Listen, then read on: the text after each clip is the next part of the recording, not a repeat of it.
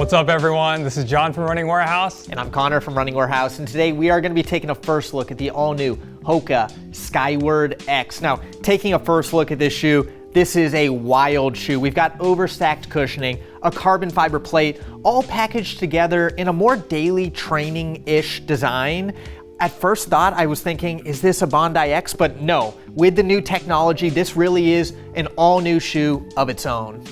Right, and Connor, super daily trainers seem to be all the rage right now. You have the New Balance SE trainer, you have the Saucony Kinvara Pro, the Prime X2.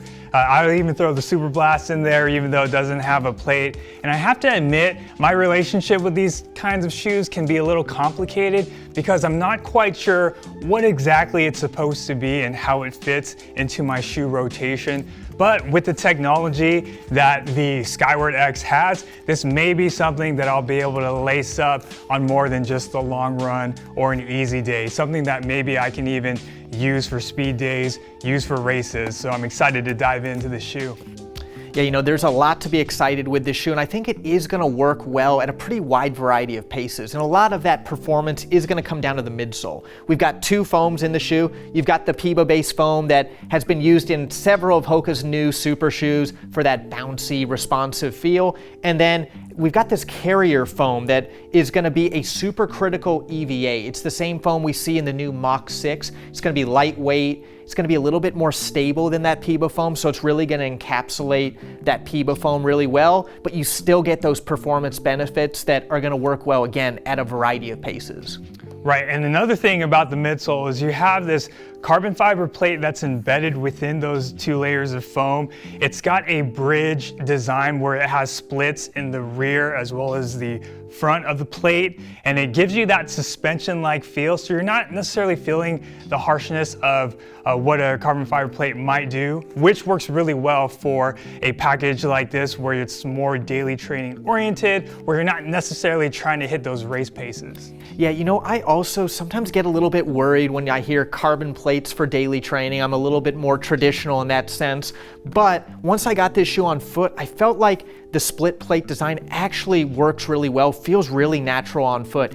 You talk about suspension system, and that's really what the plate is designed to do. It works to stabilize that foam. Again, when we're at 50 millimeters, you need a little bit of something to keep the shoe feeling secure, feeling confident on your feet. And I think this is probably the best shoe that I've felt close to that 50 millimeter stack height in terms of stability.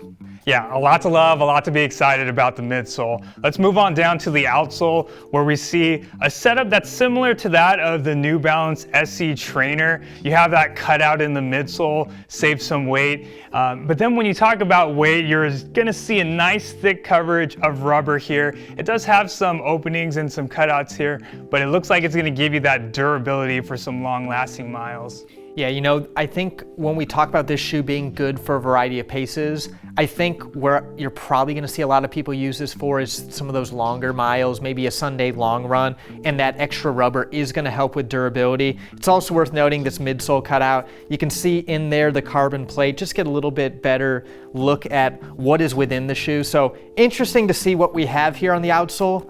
But wrapping the shoe up, we got to talk about the upper, and we do have a little bit more of a daily trainer inspired upper. There's a little bit more to this than maybe some of the other 50 millimeter shoes, especially like the Prime X, that's a little bit more racy feeling. This is going to have that support to go those longer miles and really just provide a nice, snug, secure, but a little bit more built up design. Yeah, and it also has the comfort, I think, to handle those long distance miles if you want to take it on that Sunday long run.